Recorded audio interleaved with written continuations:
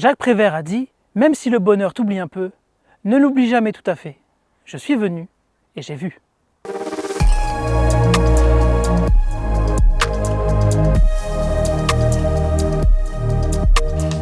Pour cette nouvelle escapade, nous vous emmenons à Tourette-sur-Loup, un village à 14 km de la mer, entre Cannes et Nice, posé sur un éperon rocheux à 400 mètres d'altitude. Ce lieu stratégique, doté d'une architecture unique entre le médiéval et le provençal, fascine les visiteurs. Tourette-sur-Loup, le village de toute invasion, l'origine du nom de ce village est contestée. Il en existe deux versions. La première est romaine et celto-ligure. Leur nom d'installation était Turis Alta, traduit par lieu d'observation élevé, ce qui a pu donner le nom de Tourette. Le deuxième dérive du mot ligure tor, qui signifie palier dans la montagne. Après ça, c'est vous qui voyez. Le village s'appelle Tourette-les-Vence jusqu'en 1894. Puis, avec la construction de chemin de fer de Provence, est dénommé Tourette-sur-Loup. Cet endroit est un véritable puits d'histoire. Dès le Paléolithique moyen, la grotte de la Baume obscure et celle du Pied lombard ont été fréquentées par l'homme préhistorique. On n'en recense pas moins de 17 sites à ce jour. Les Romains, bien évidemment, s'y sont installés. Mais c'est au Moyen-Âge que tout se joue. La mort de la reine Jeanne Ier ouvre une crise de succession à la tête du comté de Provence, entre seigneuries, familles puissantes, rois et comtés de Savoie. Bref, il faudra attendre la fin du XVIIIe siècle pour que la population s'empare du château et en fait son hôtel de ville. C'est d'ailleurs toujours le cas. Le dernier marquis alors s'enfuit, mais est assassiné un peu plus loin à Vintimille, sûrement pour une histoire d'oseille d'ailleurs.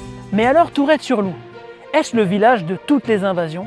Eh bien oui, puisque ce site a connu pas moins de 30 siècles d'histoire agitée. C'est à partir du 5e siècle que Tourette-sur-Loup subit une flopée d'invasions barbares. Les Visigoths, les Francs, les Lombards, les Huns, même les autres, jusqu'aux Sarrasins qui occupèrent le village jusqu'en 972. Plus tard, en 1463, les malheurs s'abattent encore sur Tourette. La peste ravage le village pendant 70 ans, suivie par les guerres de religion, celles entre l'Autriche et l'Angleterre, celle de la succession d'Espagne ou encore la Révolution. Ça fait beaucoup d'invasions tout ça. Aujourd'hui, je vous rassure, les invasions sont bien plus pacifiques. Des visiteurs, mais aussi des artistes, comme Jacques Prévert, qui a séjourné dans une bastide pas loin d'ici, vers là. Plus récemment, Claude Lelouch, Guy Bedos ou encore Jacques Martin.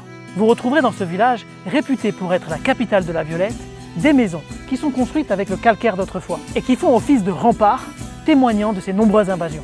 Je pense que les loyers ne devaient pas être très chers à l'époque. Ces ruelles sont bordées de fleurs, dont la fameuse violette, emblème national de ce village. Le village abrite aussi une trentaine d'ateliers d'artistes, galeries et boutiques d'artisans créateurs. Mais ce n'est pas tout. Aux abords des gorges et de la vallée du Loup, vous pourrez pratiquer du rafting et même de la spéléologie. J'espère que cette nouvelle escapade vous a plu. N'oubliez pas, et c'est très important, le petit pouce, la petite cloche, et puis j'espère aussi que vous ferez de Tourette-sur-Loup une invasion de culture.